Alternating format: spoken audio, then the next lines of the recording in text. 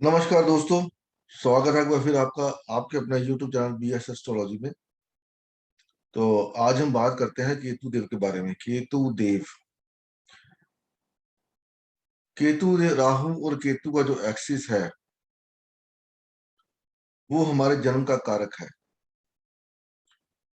जब भी आपका जन्म होता है तो कहीं ना कहीं से राहु और केतु उसमें इन्वॉल्व होते हैं हमेशा।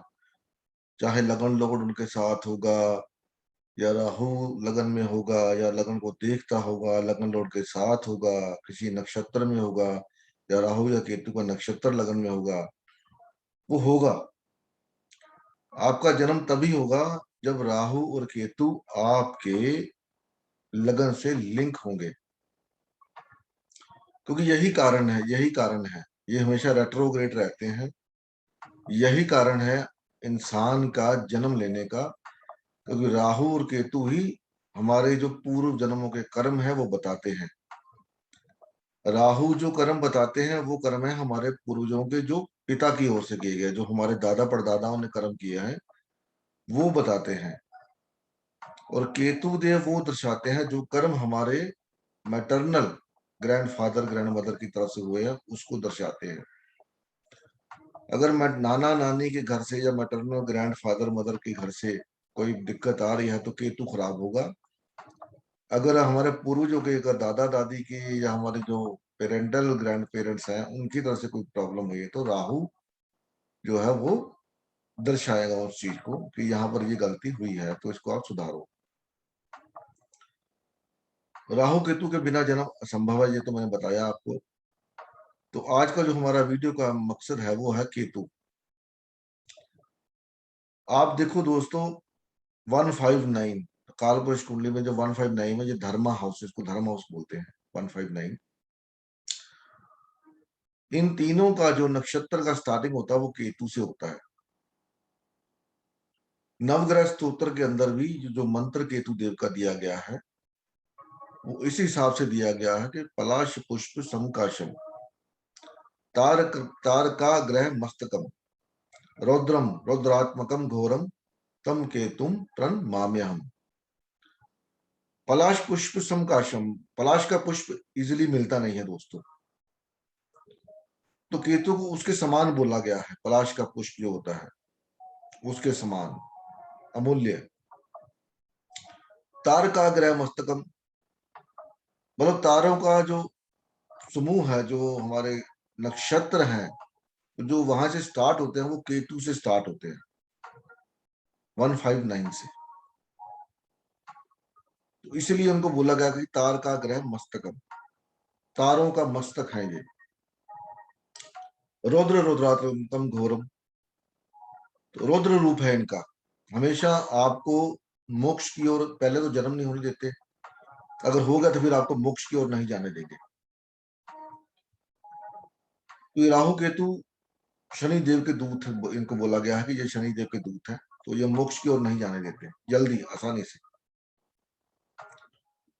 तो जहां पर भी आपके चार्ट में केतु देव विराजमान है, केतु देव दर्शाते हैं हाईएस्ट कर्मा। हाईएस्ट कर्मा होते हैं, दवा इंसान हाईएस्ट कर्मा करता है तो वो हाईएस्ट कर्मा अपने मोक्ष के प्रति करता है, अपने मोक्ष के लिए करता है हाईएस्ट कर्मा। और जहां पर भी केतु देव आपके चार्ट के अंदर बैठे हुए हैं वो वहां पर आपको आपके द्वारा करने वाले हाईएस्ट कर्मा बताते हैं, लेकिन वो आपको हाईएस्ट कर्मा करने नहीं देते, क्योंकि इतना मोक्ष की ओर जाना इतना आसान नहीं है। तो जब भी आप कोई कर्म अच्छा करने जाते हो तो केतु देव वहां पर जाकर के प्रॉब्लम क्रिएट करते हैं। इनको ब्रेकर बोला गया है। जैसे आप गाड़ी चलाते हो तो आपको रोड के ऊपर स्पीड ब्रेकर मिलते हैं, तो जहां पर आपको अपनी गाड़ी धीमी करनी पड़ती है।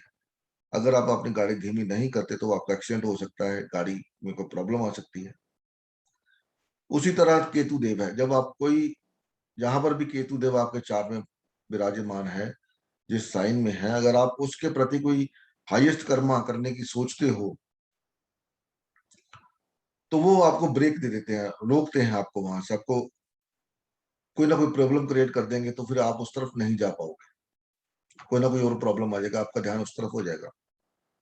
क्योंकि मोक्ष का पाना इतना आसान नहीं है जितना कि लोग समझते हैं। एक्चुअली वेदों में कहा गया है कि कलयुग केवल नामधारा, कि सतयुग द्वापर युग में जो लोग तपस्या करते थे हजारों साल सैकड़ों साल, उसके बाद जाकर उनको मोक्ष मिलता था, तो वो अगर कलयुग के अंदर सिर्फ नाम ध्यान कर ले पूर्ण श्रद्धा भाव के साथ, तो उनको मोक्ष की ओर जा सकते हैं। वो तो मोक्ष उनको मिल सकता है कलयुग का, क्योंकि कलयुग में पाप बहुत हैं। इतने पाप पहले नहीं होते थे, ना ही पहले थे ऐसे कोई हमारा जैसे जो आजकल मीडिया है वो होता था। तो केतु देव आपको क्यों, इसीलिए अगर केतु देव 10वें हाउस में होंगे तो आपका प्रोफेशन बार बार चेंज होगा। क्यों चेंज होगा? क्योंकि वो कहते हैं भाई मैंने आपको बोला कि आप यहाँ पर कोई हाईएस्ट कर्मा करिए अपने लिए, लेकिन आपका ध्यान अपनी जॉब में अटका हुआ है, तो फिर वो उसमें ब्रेक देते हैं, भाई इसको छोड़ो और जो जिस काम के लिए आए हो वो काम करो। वहीं केतु देव अगर 4th हाउस में होते हैं तो वो कहते हैं कि बड़ा बड़ा घर मत छोड़ो, दान पत्र करो लोगों, जो मासिस का घर है 4th हाउस, तो अब उन लोगों के लिए दान करें, प्रॉपर्टी के लिए, घर बनाने के लिए, जो जैसे अनाथ आश्रम है जिनको जरूरत है, जैसे कोई पक्षी है, कोई बड़े बुजुर्ग हैं, कोई साधु संत है। मोक्ष का हाउस है 4th हाउस। 10वां हाउस कर्मों का हाउस है। तो जहां पर भी वो बैठते हैं वो बोलते हैं भाई अगर आप वो कर्म नहीं करोगे तो फिर मैं आपको प्रॉब्लम क्रिएट करूंगा। अगर आप प्रॉब्लम आप नहीं फेस करना चाहते तो जहां पर भी आपका केतु बैठा है उस घर के प्रति अपनी जो भी श्रद्धा है, उसके प्रति जो उच्च कर्म बनता है जिसमें आपको अपना फायदा नजर नहीं आना चाहिए। वैसे आजकल होता नहीं है, हर इंसान अपने फायदे के लिए काम करता है, जहां पर उसको फायदा नजर आता है वो वहीं जाता है, वहीं काम करता है।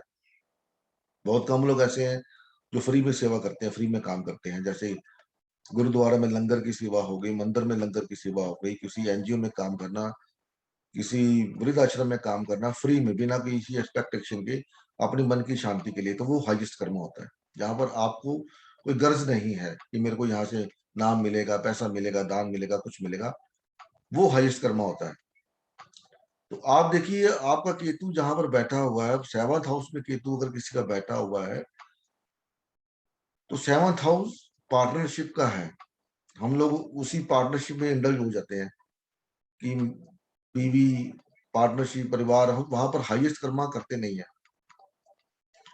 तो वो मन जो वो स्थान है 7वां हाउस, वो शक्ति का स्थान है, लगन शिव का स्थान है। 7वां हाउस शक्ति का स्थान है। शक्ति, आदि शक्ति भगवती, उसका स्थान है। तो आप वहां पर जाइए, मंदिर वहां पर जाके सेवा करिए निष्भाव निष्काम भाव से। किसी मंदिर में जाके, किसी तीर्थ स्थान पे, देवी का जो तीर्थ स्थान वहां पर जाकर, तो केतु आपको परेशान नहीं करेगा, आपकी मैरिड लाइफ में खराब प्रॉब्लम नहीं क्रिएट करेगा, क्योंकि वो कहता है कि हाईएस्ट कर्मा करो अपना। जब आप करते हो तो फिर बीच बीच में आपको आजमाने के लिए बीच में थोड़ा ब्रेक भी देगा, आपको प्रॉब्लम देगा, अभी देखूं ये आदमी क्या करता है। तो फिर जब आप उस के बाद भी आप अपना जो लक्ष्य है, जो वो काम करने की जो मंशा वो नहीं छोड़ते, तो फिर आपको वो मोक्ष की ओर लेके जाता है। तो इसीलिए केतु को बोला गया कि वो हाईएस्ट कर्मा रिप्रेजेंट करता है आपका।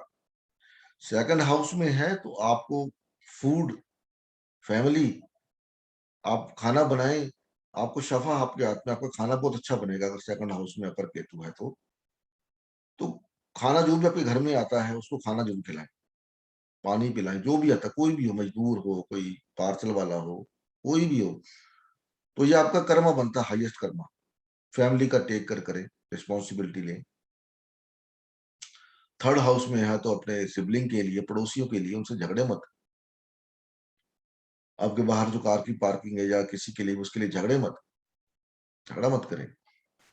उनको बोले हाँ जी मेरे पास जगह खाली करी है, आप जहां पर गाड़ी खाली कर लो, कोई बात नहीं, दिक्कत नहीं। लेकिन हम लोग ऐसा करते नहीं, हम लोग कहते क्यों हमारी जगह हमको दे। तो वही तो दो हाईएस्ट कर्मा है जो दिया गया है हमको केतु द्वारा।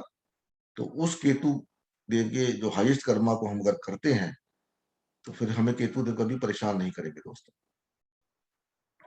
तो जहां पर भी आपके चार्ट में केतु देव बैठे हैं D1 के अंदर, तो देखिए वहां पर कौन सा साइन है, कौन सा घर है, तो उस घर के प्रति जो आपकी सिग्निफिकेशन, जो भी आपका कर्म बनता है उस कर्म को आप करिए, और बिना किसी एक्सपेक्टेशन के करिए। ये आपको उसमें गर्ज ना हो कि मेरे को यहाँ से फायदा होगा। जब आप ऐसा करोगे तो उस घर से रिलेटेड जो प्रॉब्लम आ रही है आपकी, वो हटनी शुरू हो जाएगी। तो ये थी वीडियो मेरी केतु देव हाईएस्ट पाया कर्मा, जो हमको पास्ट लाइफ से मिले हैं, जो हमने पिछले जन्म में पूरे नहीं किए, वो हमको इस लाइफ में मिले हैं।